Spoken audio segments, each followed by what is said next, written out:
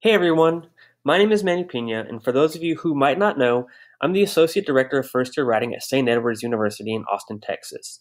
I'm here to talk to you today a little bit about the ways, about how and why we've been rethinking placement at our institution. Now, you'll need a little bit of background information to understand the impetus behind these changes. Big changes are happening to first year writing starting in fall 2018 at St. Ed's. Like most universities, we have a two-course required writing sequence. But unlike most universities, during the most recent Gen Ed renewal, we made the decision to make our second course a sophomore level course. And in addition to changing student learning objectives for each course, we are also aligning them very closely, both vertically between courses and horizontally across all sections. We're not talking curriculum in a box here, but we are talking about creating a consistency of identity across our first year writing curriculum. So, these changes mean that inside and out, our first year writing program is getting a pretty significant overhaul. One of our biggest worries, again, like most universities, is that the gap in writing constructs between secondary and post-secondary writing seems to be widening.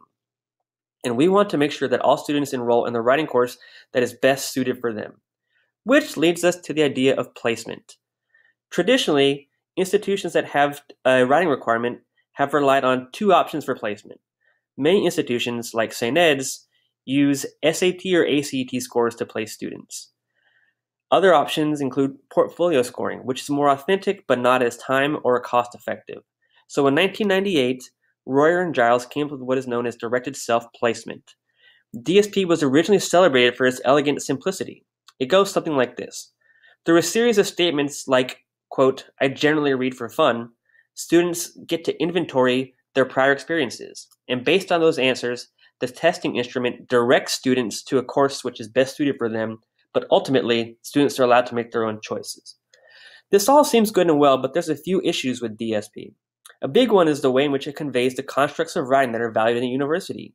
The importance of accurately representing the writing constructs students will be expected to embody cannot be overstated. How can students make an accurate decision about placement without also understanding expectations? This leads to the second issue with DSP. I think it's a false narrative to think that dumping huge amounts of information on first-year students and leaving them to make their own decisions is empowering or enfranchising. As WPAs, we have a duty to ensure that students are well supported in the decisions they make. So this all doesn't mean that DSP is totally lost or beyond hope. What it does mean is that DSP needs refinement. One alternative is to make sure that students are well supported and informed about their choice, which can be called informed self-placement. And we need to respect the complex and rhetorical nature of choice itself. So, we need to think about placement decisions as acts of transfer that are highly affected by students' dispositions and beliefs about writing. These considerations have until now largely been ignored. We need to understand that the placement instrument will and always should exist between the student and the university. And because of that, we need to design it with intention. Part of that intention needs to be integrating research about knowledge transfer and student dispositions into the administrative realm. There is no shortage of scholarship on either transfer or dispositions, but these concepts have stayed relegated to the classroom and understood as matters of pedagogy, not necessarily as administrative concerns.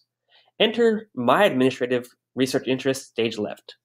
So, here's been my full-time side gig all semester. I'm obviously interested in researching and reframing ISP in light of transfer and dispositions, but I want to move beyond the textual. So I've been actively conducting qualitative research throughout this semester on placement.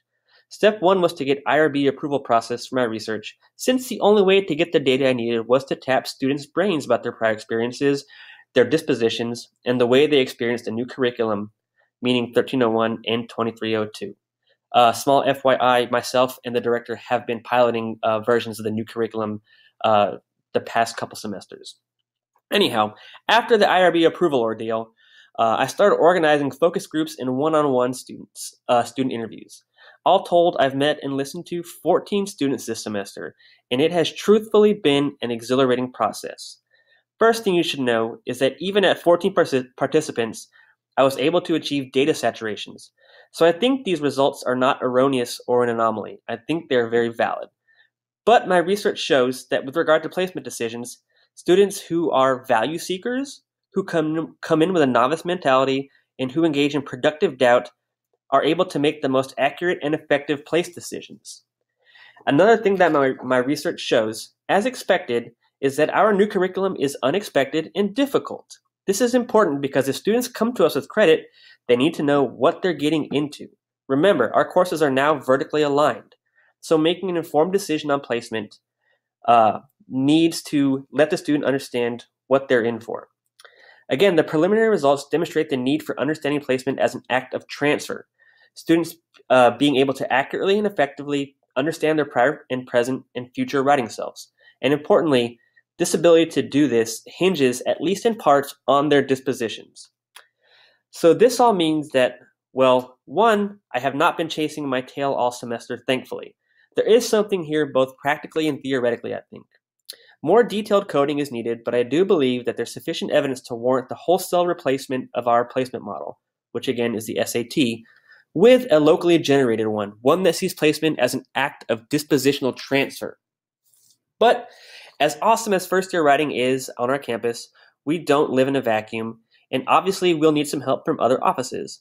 So in the near future, as we start to actually develop a prototype for placement, we're going to reach out to the advising and counseling staff as well as OIT to help design and execute this new placement model. We hope to see these changes take effect in spring 2019 when we pilot our new placement model with full implementation tentatively set for 2019. Thanks so much, everyone, for listening. If you want to know more about these changes, please don't hesitate to reach out to me. I'm pretty sure my wife is getting tired of hearing me talk about placement issues, so I could use another friend to talk to about it. Thanks again, everyone.